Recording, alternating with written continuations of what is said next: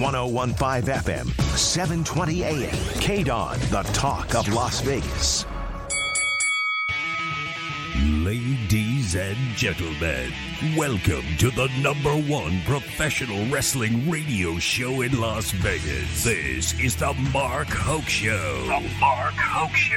1 full hour of wrestling news, entertainment, and lots of Sin City surprises from inside the squared circle. Now, let's bring on the tag team of Andrew Fish Fane, Joe DeFalco, and your host, Mark Hoke. Oh, boy. Some ladies were bad this week. Ruh-roh. We get to have a whole discussion about what's going on in WWE, and we are fishless today. Apparently, he didn't like the creative direction of the show, so he is not here today. Now, seriously. Fish is having a little laryngitis issue, so he is down. But fortunately, I've got my other riding partner. He is not on suspension. Joe DeFalco from Future Stars of Wrestling here in Las Vegas. Mr. DeFalco, how are you this morning? Just looking forward to the 11 shows over the 5 days coming up on Wednesday. Yeah, there you go. Hey, you want to give everybody a fast rundown of that before we get into the news? Sure. Obviously, Wednesday's Dynamite, so we're giving AEW to themselves. Thursday, we're kicking off the Full Tilt weekend with the big show, Luck of the Draw. We got Hammerstone, Davey Richards, Chris Bay, numerous others, and that's going to be at the FSW Arena. Then Friday, I guess there's a 3 p.m. taping for Rampage, and then we're kicking off the Friday events at the Silver Nugget, and that show is just loaded. You got the Impact World Champion Josh Alexander, the MLW World Champion Hammerstone will be there, Chris Bay, Tom Lawler, who was just the New Japan Openweight Champion. The list goes on and on. Davey Richards, he'll be there also. Trey Miguel and, Nick Wayne, the young phenom who just turned 17. And, if you like professional wrestling, you're going to see, some of the best in the business. And then on after our show, because our show's 7:30 on Friday, Black Label Pro, who's pretty prominent company out of the Indiana area. They're going to be running at 11 p.m. Wow. They're similar to a GCW. And then on Saturday, our buddy Ed in San Antonio is running an all-women's show that features like Miranda Alizé, who was recently, on Ring of Honor. And then at 4 o'clock, Sami Callihan's running his own show for Pro Wrestling Revolver. And then the main event, 8 o'clock on Saturday night, GCW coming to town once again. And then, if that isn't enough, Sunday at noon, a little before the AEW pay-per-view, we have our final event called Let It Ride. We also have MLW's Richard Holiday and Anthony Green, and those guys are actually going to be there during the week. Also, if you go to FSWVegas.com, you can see the whole thing, or Future Stars of Wrestling on Twitter. And, we got that whole card up there. Also Willie Mack's going to be there. It's like, just off the top of my head, it's like our show, we have 8 matches that, there is literally a superstar in every match. So if you don't want to, spend $75 just to walk in a fan fest and then spend $100 to meet Orange Cassidy just for a picture, you can get all the front rows to our shows for less money than it is to meet a low-card AEW wrestler. Ooh, a slight jab there. Well, it's going to be an amazing week coming up here in Las Vegas. If you are a wrestling fan, you are going to be in for quite a treat with AEW coming into town with the Double or Nothing pay-per-view and all these terrific events hitting Las Vegas scene. It is going to be something else. And we'll mention before we dive into everything that happened here, we're going to be getting a few special guests we'll be taping some interviews on Monday to play throughout the week. And right now we are scheduled to have Max Caster from the Acclaimed Tag Team. Of course, you know him as the rapping half of that group. And then the AEW Women's Champion, Thunder Rosa. We will be hearing from her. And the world's strongest man, Mark Henry, will also be making an appearance on the show. So we are very excited that AEW is setting us up with at least those three. Could be some more as the week goes on.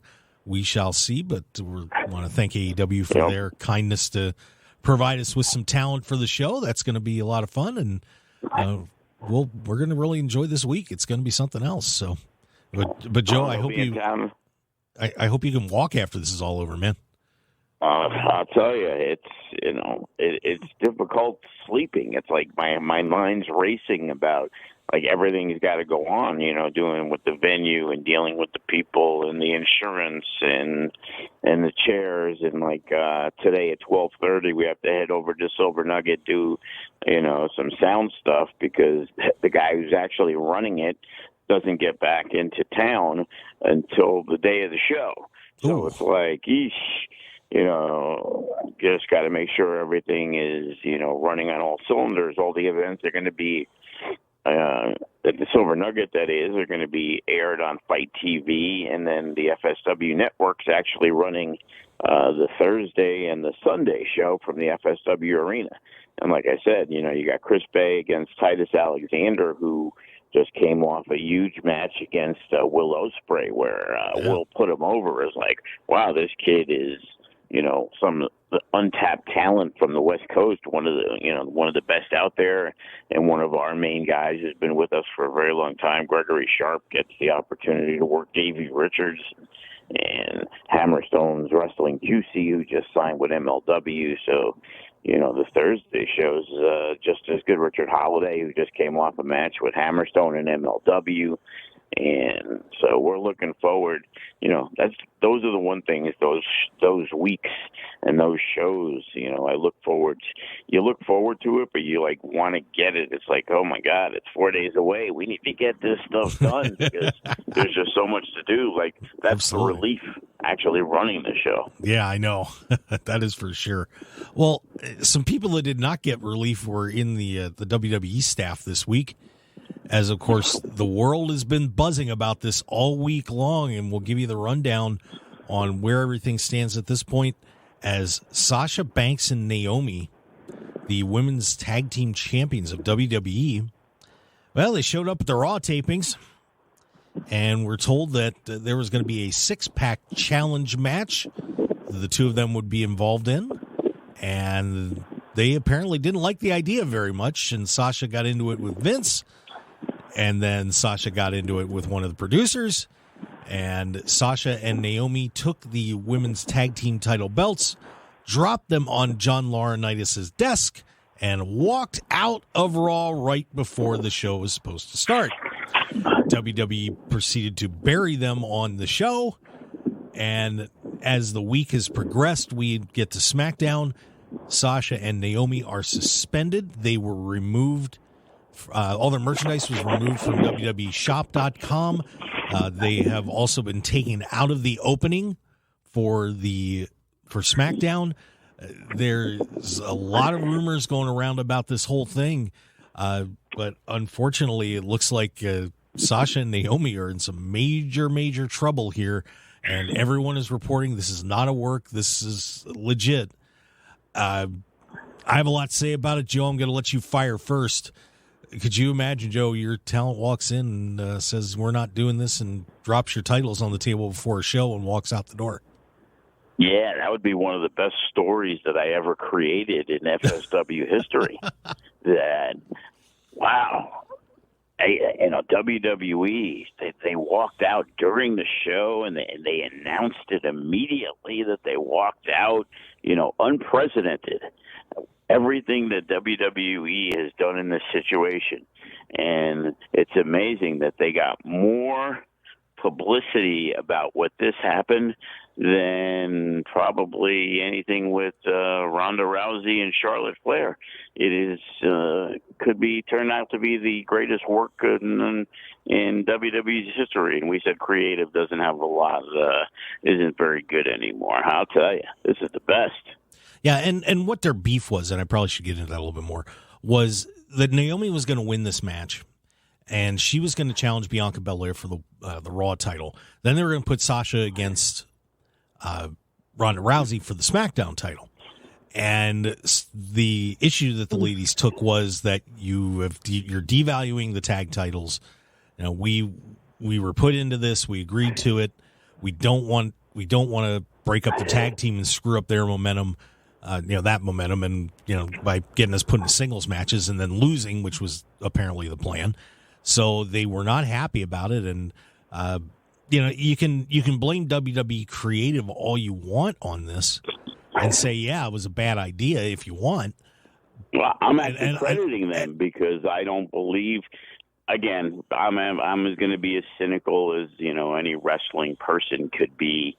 Like, I don't believe that it's true, and if it is, if everything that we've heard is the truth, first off, devalued tag titles that have no value to begin with, and B, they're not Brock Lesnar that can walk in. They're the middle of the road, higher up end, I guess. If you take the 30 women on the roster, sure, are they in the top 10? But Charlotte Flair is the queen, and Ronda Rousey, it's like Naomi.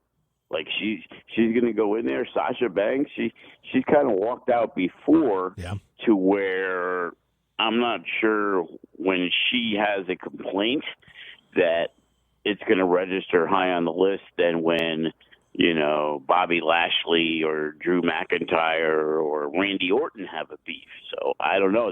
It's kind of like if Madcap Moss had a beef because Happy Corbin was beating him in the feud and he walked out. It'd be like, hey, good, thanks for everything. We'll see you later. Yeah, and there's two perspectives to take on this. One, let's say it's a work.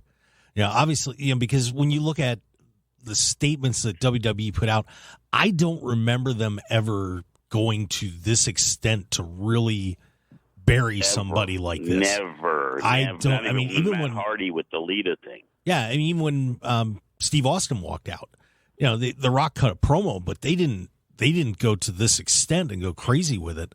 So you do wonder about that. But then it's a mid-card match. It was a mid-card match that had a big deal. Okay, just another way to get some people. It's like, okay, you need challengers. You have your ups, you have your downs. You win some, you lose some. When you're a champion and then you lose, now your job is usually to put somebody else over until you get that next run. If anybody had a right to cry, I would be AJ Styles being stuck with Omos for like a year. Instead of being in the main events, he was in a mid-card tag team trying to help get over a guy who was terrible. Yeah. And it's like, they were the women's champions. Guess what? They put together this tag team. Okay, well, 3 months earlier, they had never tagged once in their life. Now, all of a sudden, like, they're devalued. Yeah, that's the devalue of a tag team. You're a champion, and you never even teamed before you probably won the title. Get out of here. And when you look at it from the creative perspective, let's just say that this is all legit. You could have done some things with that program. For example, you could have put them in a tag team title match against Bianca and Ronda and let them get a win and establish the tag team. And even if they were going to lose those singles matches at the pay-per-view, you still built the tag team up as you went along. But the other thing that I would be looking at here is, you bring up the legitimacy of the women's tag team titles, and Vince is not a tag team person, number one. We all know this. And, John Laurinaitis isn't that big on women's wrestling anyway. And the women's tag titles, I think, were more done as kind of a social media push when that happened. That was like, oh, well, yeah, let's do it. And, we'll give the ladies another something to have on in their program. So many of them, they had to do it. Yeah, and the thing is that when you look at this, I honestly, I was kind of surprised that they didn't just take those titles and say, you know what, we're done with them, and they still could. If it's going to cause that much trouble, if I'm Vince McMahon, I'm kind of looking at this and saying, this isn't worth it. Well, how many times have we sat around and it's like, wow, they aren't defending the tag titles on a pay-per-view. And this is the men's tag titles. Mm-hmm. So it isn't, a male-female thing. How many times have we seen the tag team division get overlooked just because it does? The Usos, they've had a lot of mediocre runs until the Bloodline thing, because now it's a main event thing and it's led by Roman Reigns. But beforehand, you could go pay-per-views, kind of like the U.S. title. And again, you said, oh, well, maybe they could have a tag match and they could beat Ronda and Bianca. But it was like, everybody who has the titles usually loses matches to give the other person a title shot instead of people winning matches to deserve the number one contendership. Hey, I'm the number one contender. How did I get it? Oh, well, I beat the champ in a non-title match. We would always laugh about how many times a secondary champion in WWE has the worst win-loss record of anybody on the show. Mm-hmm. And I guess, like Joe, if I was wrestling for you and you gave me these ideas and I was, I didn't like them, well, but it's your promotion, and this is Vince McMahon's promotion and you're under contract. So you do, right, that's the main thing. You do what you're supposed to do. And the thing is, if they said, okay, this is what we're going to do, we're going to put you in this program, then I would have been like, I don't like this, but maybe I can work within that program to do good things with it and build it at the end and build my stock up as Sasha and Naomi did. And I think one thing with Naomi walking out on this, Sasha has some things going on outside of wrestling, and apparently Sasha and Naomi's contracts are both coming up here pretty soon. Sasha has a place to go at this point, and she's got connections with, is related to Snoop Dogg and so on. The thing with Naomi is she's, if you don't know this, she's married to Jimmy Uso. Now, of course, that puts her in the whole family there with Roman Reigns and everybody.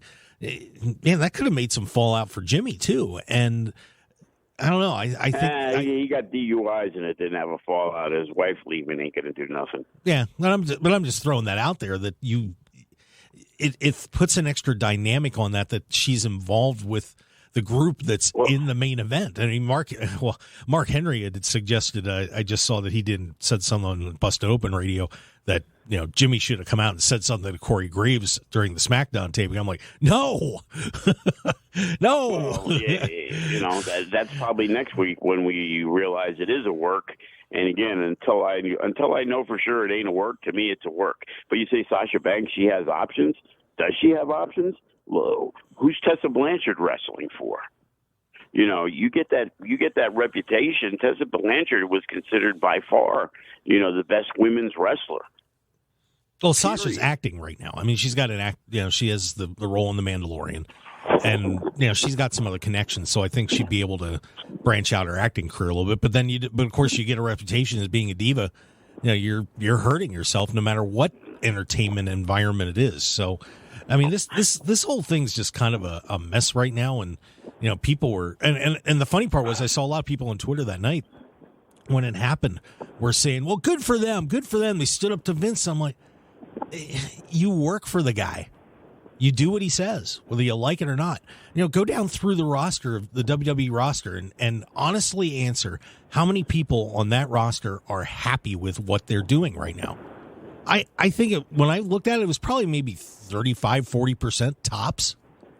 Yeah, you think Akira Tozawa likes running around chasing the 24/7 title for a year and a half?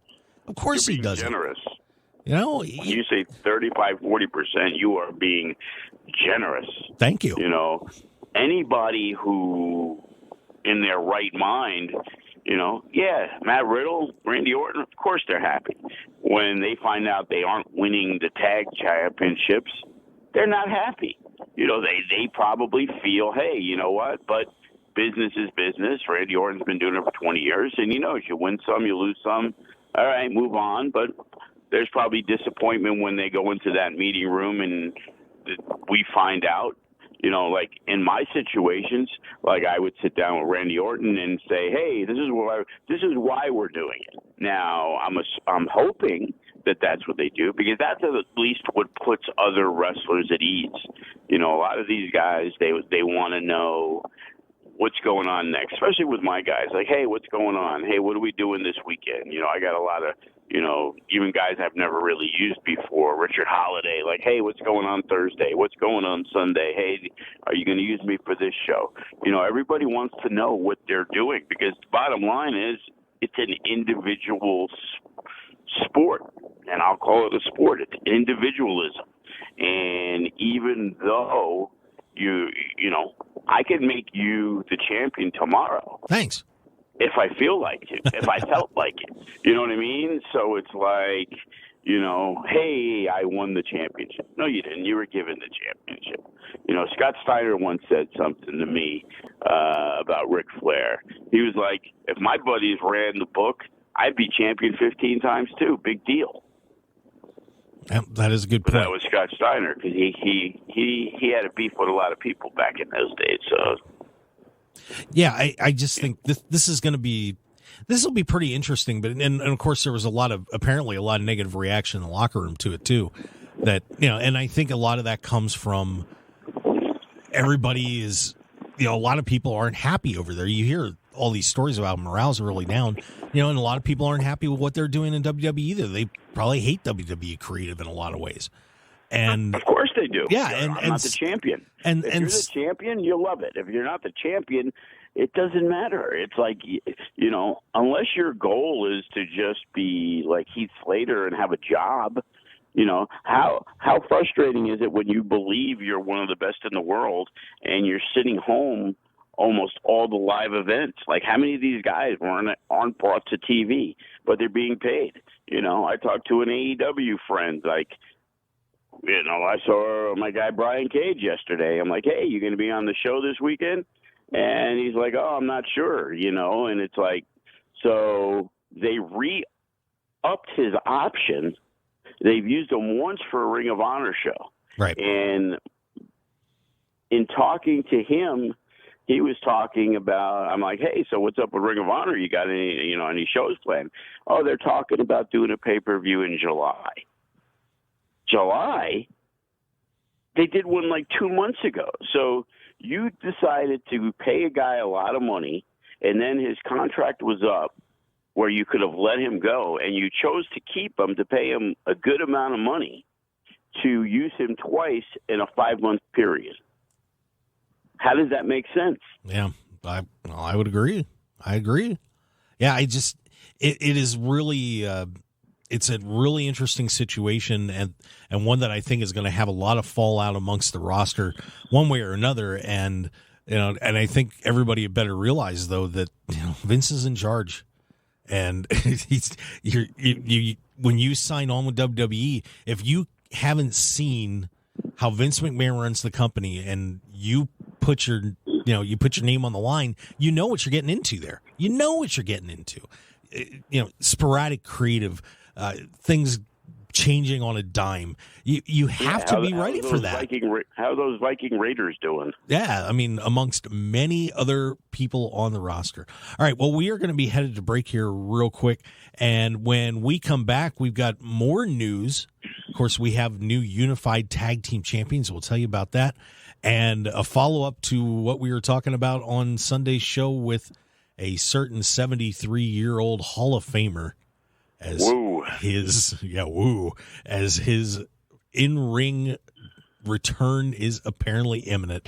So stick around, everybody. We'll be right back on the Mark Hoke Show. Certainly appreciate you joining us. Follow us on Twitter at Mark Hoke Show, Facebook, The Mark Hoke Show, markhokeshow.com, and markhokeshow.podbean.com for all those great podcasts with myself, Joe, and Fish. Stick around, everybody. We'll be right back here on KDWN 101.5 FM, 720 AM, the Talk of Las Vegas.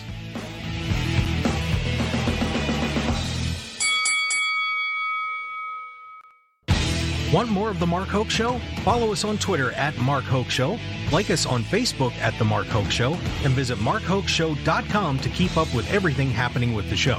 And remember to check out all of our archive shows on YouTube at The Mark Hoke Show and download our podcasts at markhokeshow.podbean.com and all your favorite podcast outlets. So join The Mark Hoke Show family today, and thanks for listening.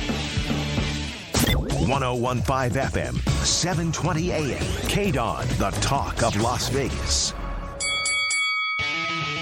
Now, let's return to the Mark Hoke Show. The Mark Hoke Show. Here again, your host, Mark Hoke. Ring that bell. Yeah. Here we go.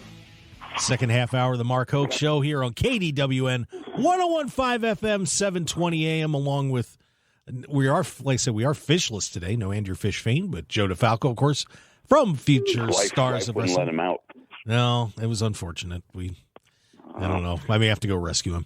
But Joe DeFalco from Future Stars of Wrestling is here. And, of course, make sure you go to fswvegas.com.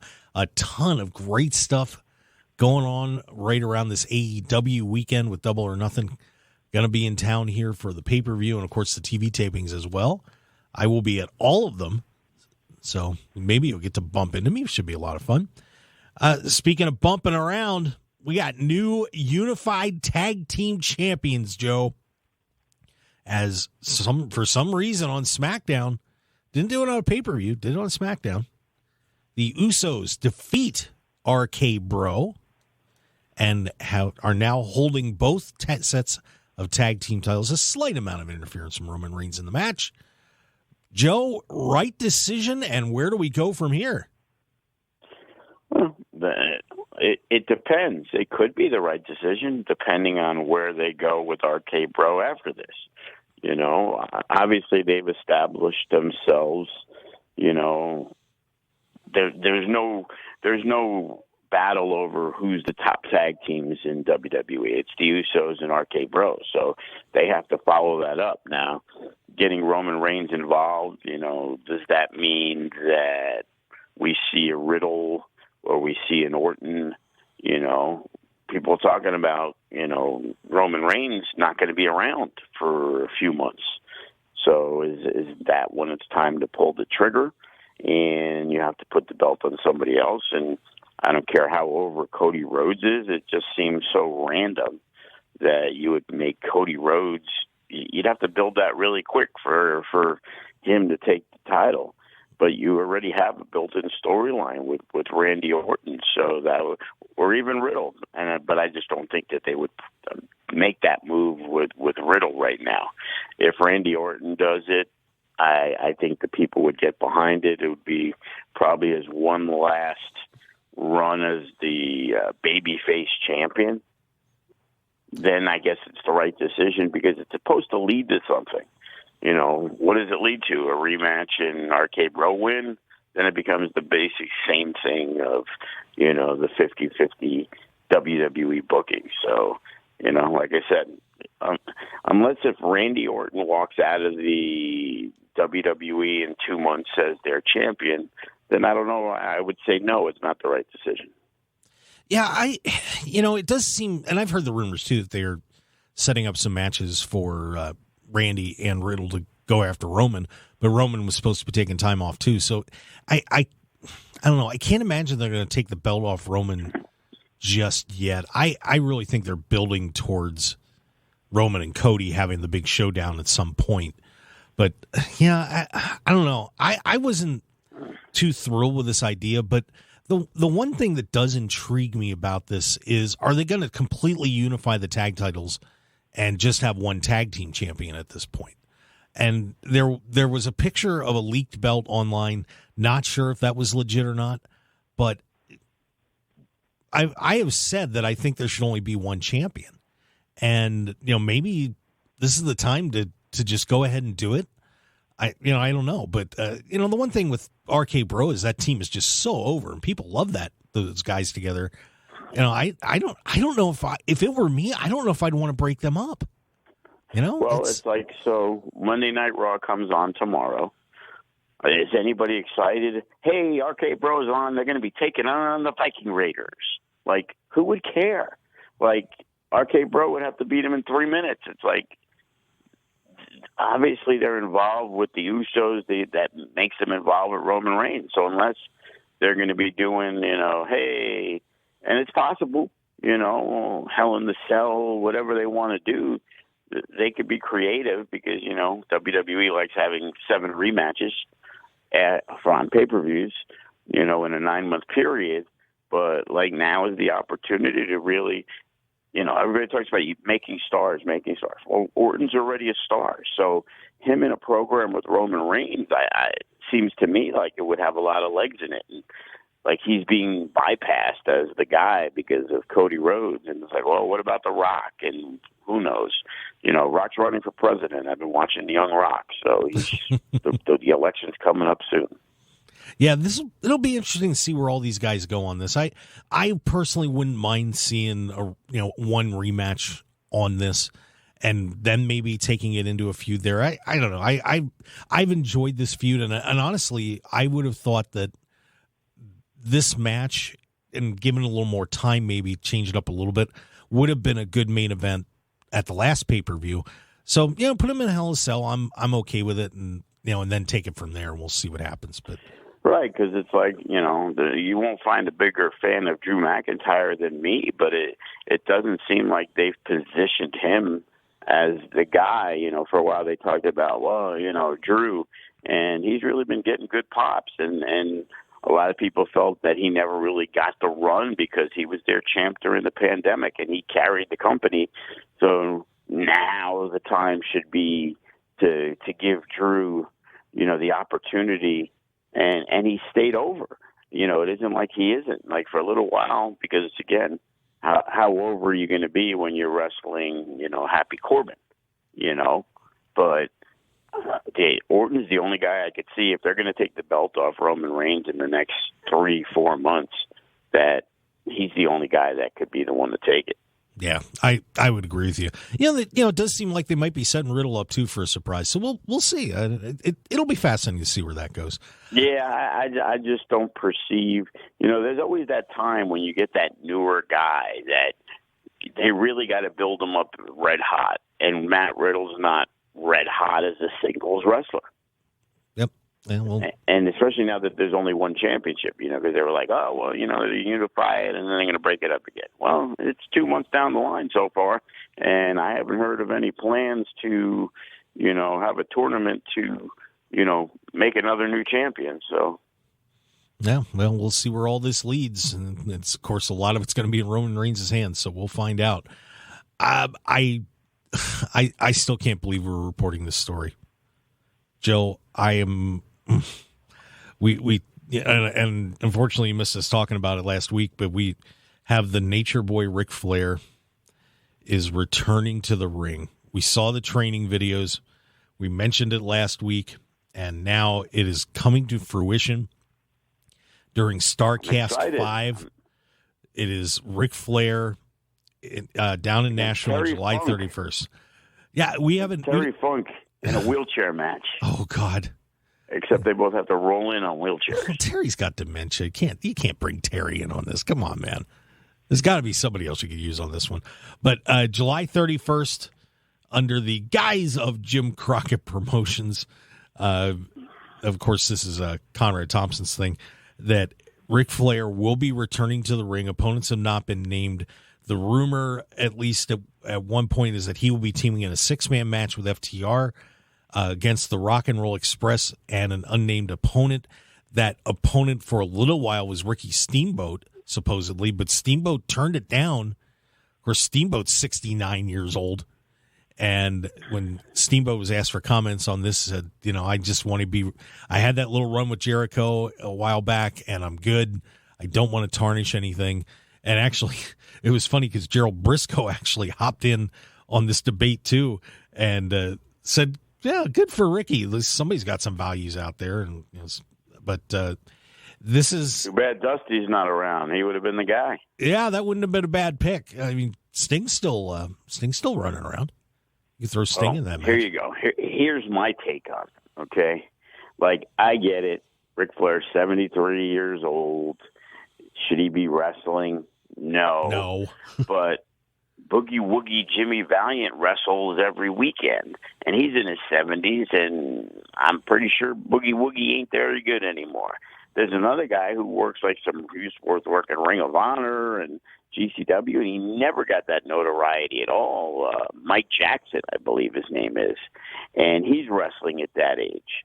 Now, it's nostalgia, it's that stuff. There's wrestling companies, they're crappy. 50 people show up, and they have kids on there that are not that properly trained, and they get put on shows. So, it's kind of like those legend fights. People are going to pay for it. If Ric Flair can pass, like that would be what I would want. Pass that physical. Get in there. It's Ric Flair. Is Ric Flair going to bump around? No, probably not. He's gonna do his cool stuff. Put somebody in a figure four, tap out, and the match is over. It's kind of like it's a different version, but you think EC3's not EC3. Yeah, EC3 is the bump guy. Because Braun Strowman doesn't want to do anything.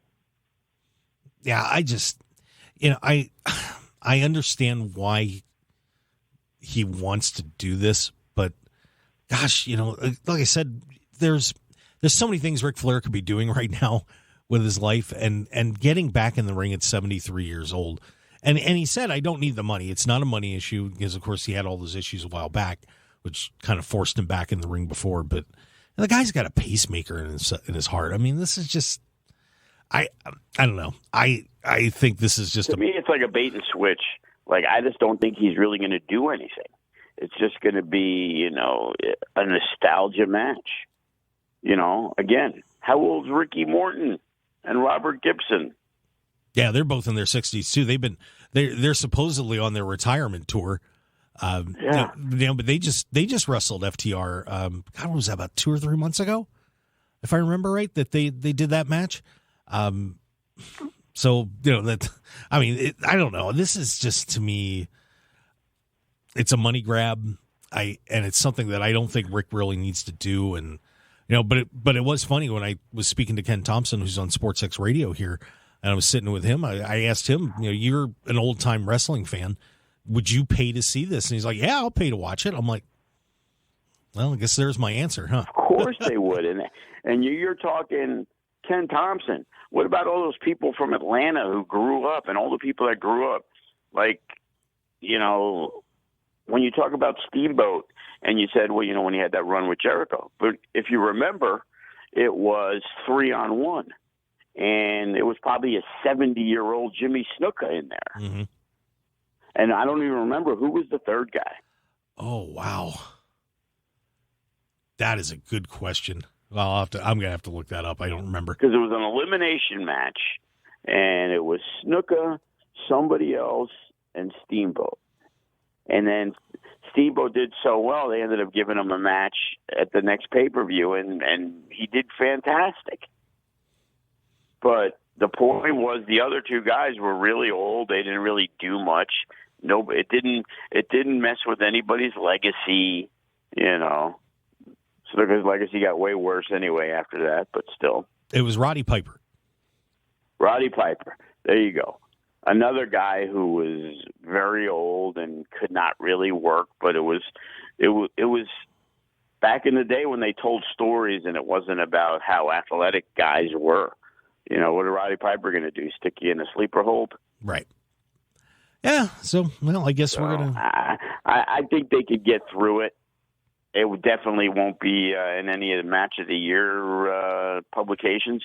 No, definitely not. But yeah, but it's you've got him in a 6-man, so you're going to be able to hide him. And where's Hulk Hogan when you need him? Boy, could you imagine if Hogan was the person that put in that match? How many times has the Hulkster said, "Oh, I need one last run"? One last run where? To the toilet? It would be interesting if Hogan was healed up enough from all these surgeries that he had to stick him in that match. Boy, could that would blow some people up too. Wow. Break his hip going for a leg drop. Oh, God, he can't do another leg drop. If he didn't, then what do you want to see Hogan for? That's what it's like saying, hey, Ric Flair can't do the figure four. Like, I'm pretty sure you're not going to see Ric Flair do the flop into the turnbuckle over the top to go to the top rope to get thrown off. Pretty sure that ain't happening in the match. I bet you $1 he does it. You know, Bret Hart had a stroke and he was in a horrible match with Vince McMahon. Yeah. Well, listen, we'll see where this all ends up, but that'll be July 31st coming up. If somebody's paying him $500,000 to do it, you think he ain't doing it? He's doing it. That's for sure. They paid you $500 to do it, you'd be all over. Oh yeah, absolutely. I'll be down at the FSW arena training. No problem. Everybody there, has a price. Yep, and I come cheap. All right. Stephanie McMahon made news a couple of times. She is apparently stepping away from her positions in WWE, at least for a while, to focus on the family. With the Sasha Banks thing. Yeah, she picked the right time to get out of there. She's walking out. Yeah, so Stephanie McMahon taking a step back. So she's not going to be involved with the company for a while. So Shane's gone, Stephanie's gone. Yikes. What's going on over there at WWE? How is creative going to continue without Stephanie McMahon? I don't know. But, of course, she has been WWE's chief branding officer since 2013. And she was the head writer for a while. And she's mostly been doing corporate stuff for the most part. So don't think this is going to affect the product too much. But I heard it was more, I guess Triple H's, they said, back in his position. So, it seems like she's going to be the caretaker of the kids for a while Triple H was at home most of the time. Yeah, good for her. So she deserves a little time off.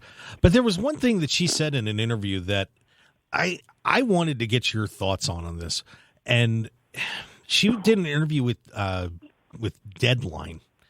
And this was her quote about sports entertainment and why it is actually better than sports in general. It's like athletic theater. It's the story. It's why you care. You're swept up in the storylines. We can script the buzzer beater moments. We can script the Hail Marys. We have a leg up on sports. You may object to what we do, but you're never going to be bored. Whenever you watch a game, it's too cluttered. WWE is able to deliver differently. And then, just for fun, she brought up the zombie lumberjack match and called it pretty great. She said we had zombies surrounding the ring. Zombies were walking around randomly. It was pretty great. Joe, do you think that WWE is better than regular sports and the zombie match was good? Obviously, they missed the boat when Paul Heyman brought him into ECW. Wasn't it a zombie or something? Yeah, it was something like that. Wasn't it? She's right on the initial things that she said, because how many times have people complained that they watched a boxing match and then the main event? Because in boxing, it's worse. Like, you're paying for only the main event. UFC at least has usually a good card. Boxing, you have, 5 matches of people nobody ever heard of in the main event that you're hoping to buy. And then all of a sudden, the guy knocks the dude out in the first 30 seconds. And it's like, Jesus Christ, I just paid $50 for this. Wow. With WWE, you're going to get 3 hours. Now, maybe it's not as entertaining as it used to be. Like, again, I can't sit through entire shows really anymore just because they're not that entertaining. Yeah. Like back in the day, 1,000% on what she says. Unfortunately now, you saw WrestleMania. How many throwaway matches were there? Again, and then the fact that whoever won on WrestleMania either lost on WrestleMania on Raw the next day or Backlash the next month when, more than half the matches were just rematches. So, but I understand the point, and I totally agree. How many times do you watch a football game and like, oh, I can't believe this team made that comeback, or, oh, can you believe that game at the end? Right. But then there's times that you watch a game and it's like, the Sunday night football game where the ratings go in the dumpster because all of a sudden the score is 31-3.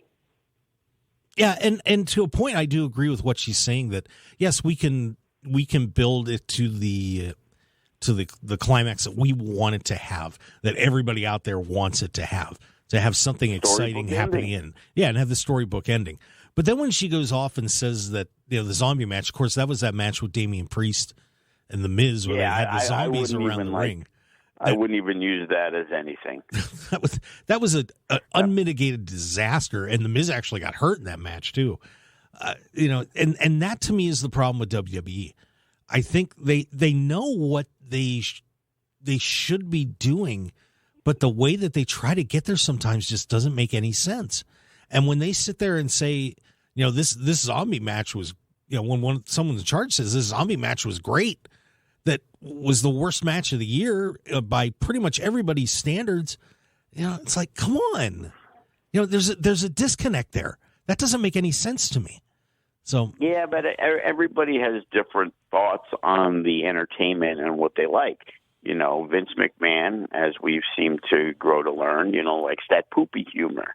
And, the writers a lot of times try to make sure he is laughing or enjoying the show and not really concerned with me or you or, a lot of other people, because most people are lifers. And they're going to watch WWE regardless and then bitch about it the next day, the next week, whatever. Oh, that was terrible. But you watched. And that's the difference between them and AEW, where at AEW it's like, oh, my God, what a great match. Did you see the Young Bucks and FTR? And it's like, no, I don't watch that. I don't watch AEW. Or I don't really know what AEW is. I see that all the time talking to people when we're talking wrestling, and they're wrestling fans, and they really have no, knowledge of what's going on. Like, it's a show on TNT, and they got Chris Jericho and Jon Moxley. Oh yeah, well, awesome. And it's like they don't even know, and that's why they can't get over 500,000-600,000, viewers, because when you talk wrestling.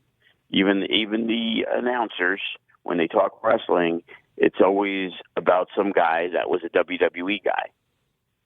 Other than, I guess, Shaquille O'Neal, because he worked for AEW. But in their mind, pro wrestling, it's like UFC. There's 17 different MMA companies, but when you're talking MMA, the first thing you're going to say is UFC. Yeah, and it's funny, that was kind of the last thing I really wanted to mention was with AEW coming into town this week, a lot of people, and the building's sold out, and it's going to be a huge weekend for everybody in professional wrestling here in Las Vegas. But the funny part is that when I talk to people about AEW, the awareness of AEW just isn't there yet, and AEW's really got to do something about that to get their name out there a little bit more. And I'm just wondering what steps they're going to need to take to make that happen. And, because, those sort of wrestling purists, really do enjoy watching AEW, but at the same time, they're not, they're getting that million viewers on Dynamite every week, and it doesn't seem to be moving up too high. And we got about a minute and a half. Where do they? It's no different than the spring football and the USFL and the XFL. The XFL, the only reason they got a shot is because now The Rock's running it. It's like, go look at the games. People love live sports, but you have to create stars, and sure, Jericho, Moxley, Danielson, they got so many stars, but it's a niche brand, and that's what it's always going to be. And they're trying to be different. They're trying to be the alternative to WWE, but WWE is the be-all, end-all. It's 100 years. And people just aren't going to change the channel. No, we'll see how that goes here in Las Vegas this week with All Elite Wrestling invading the city with Dynamite, Rampage, and Double or Nothing pay-per-view coming up here this week. And we'll be talking we'll have Mark Henry, Thunder Rosa, and Max Caster on the shows as we go through the week on, sneaking them in on SportsX Radio and then on our shows here on Sunday. And we'll probably do a special Saturday edition too. Hey, Joe, thanks for get Mark Henry at the school, D'Lo Brown and the Godfather, a little nation domination reunion. That'd be all right. So, hey, thanks everybody for listening to the Mark Hoke Show. We do appreciate it. Make sure you follow us on Twitter at Mark Hoke Show, Facebook The Mark Hoke Show. Download those podcasts from all around the world. We do appreciate all of you listening. MarkHoaxShow.podbean.com, all your favorite podcast outlets.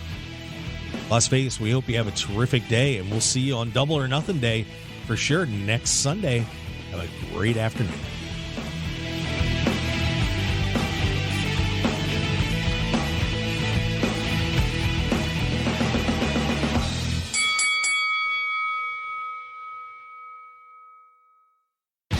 Want more of The Mark Hoax Show? Follow us on Twitter at Mark Hoax Show, like us on Facebook at The Mark Hoax Show, and visit MarkHoaxShow.com to keep up with everything happening with the show.